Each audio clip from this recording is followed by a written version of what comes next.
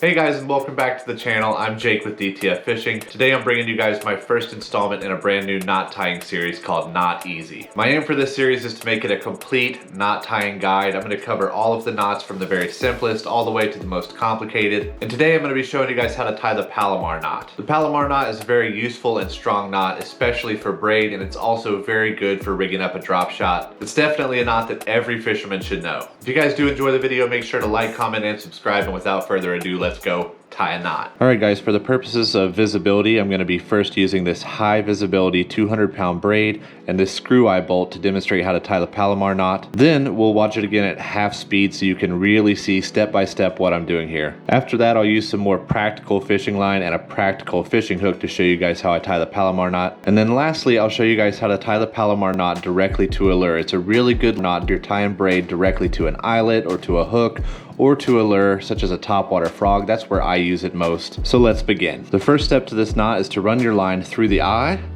and then back again through the eye in the opposite direction.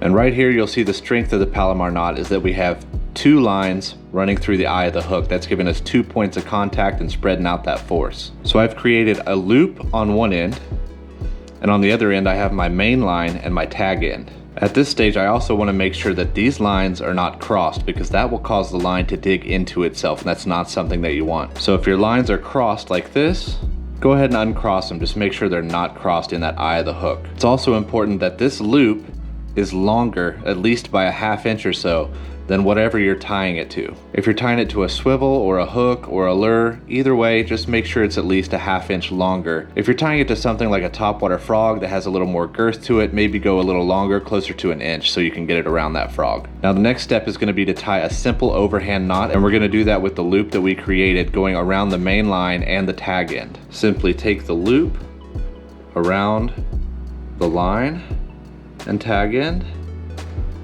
for a simple overhand knot. I like to check at this stage again and just make sure that these lines are not crossed in that eye of the hook. Now we're not going to cinch the knot down at this point, but instead, while holding the main line and tag end in one hand, we're going to take this loop that we've created and we're going to come around the hook or the lure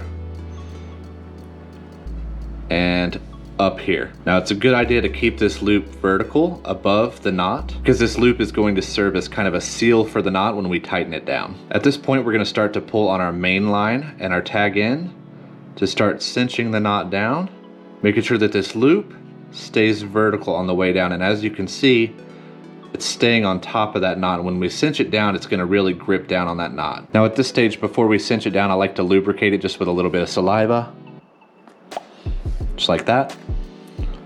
Then I'm going to go ahead and cinch it all the way down, give it a nice hard pull, wrap it around your hand if you want to, just make sure it's pulled real nice and tight like that. And then our last step here is just going to be to trim that tag end. Make sure you don't cut your main line, cut your tag end close to that knot. And there you have it, a completed Palomar knot. Now let's go ahead and watch that again in slow motion at 4K resolution.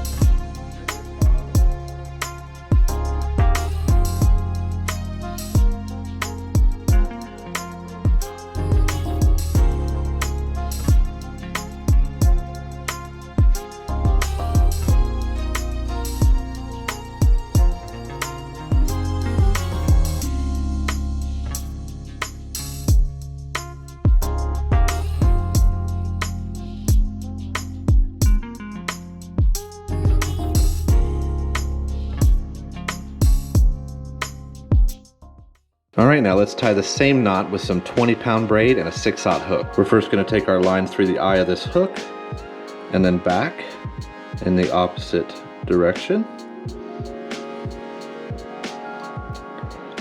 Now we've got our main line and our tag end in one hand and the loop in the other hand, and our lines aren't crossed. Then we're going to tie our simple overhand knot with our loop.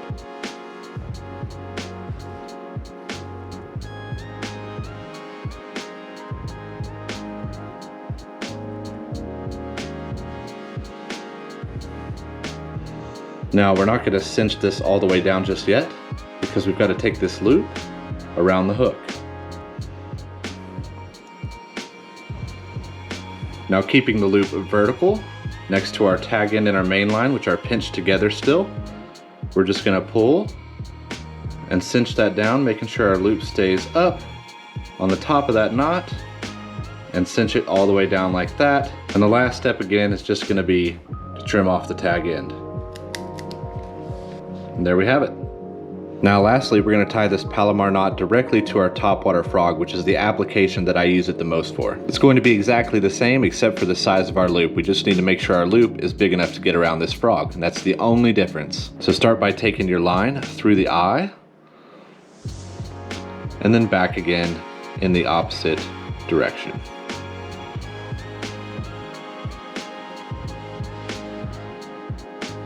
Now keep your tag end and main line pinched in one hand and your loop in the other, making sure your lines aren't crossed in the eye of that hook. Now we're going to tie our simple overhand knot with the loop around the main line and tag end, but don't cinch it all the way down.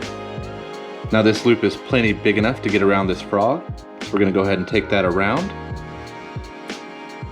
and then hold our loop up vertically next to the main line and tag end. As we start to cinch that down, pulling on both the main line and the tag end. And we want to make sure our loop stays up and that it's on top of that knot to really cinch it down. We're going to lubricate it up, a little bit of saliva, and then we're just going to pull it tight. Then our last step again is just going to be to trim that tag end really close to that knot. And there it is, guys. A completed Palomar knot. Thank you guys again for watching. I'll leave a link in the description to the rest of the videos in my Knot Easy series if you want to check them out. And I'll see you in the next video.